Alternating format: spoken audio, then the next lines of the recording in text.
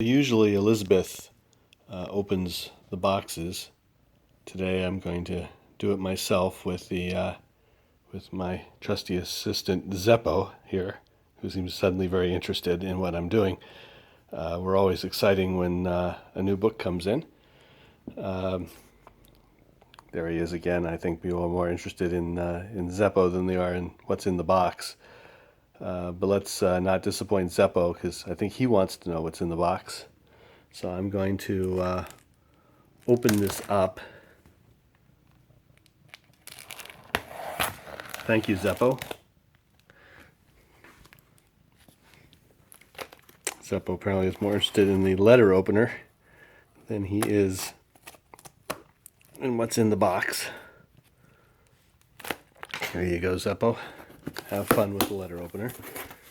As for what's in the box, it is Midnight Circus by Jane Yolen, collection of spooky horror stories, which will come out in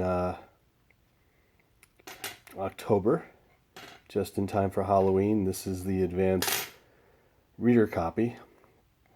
It's a beautiful book designed by Elizabeth Story. Beautiful cover. Zeppo is very intrigued. He even left the letter opener for a couple of minutes.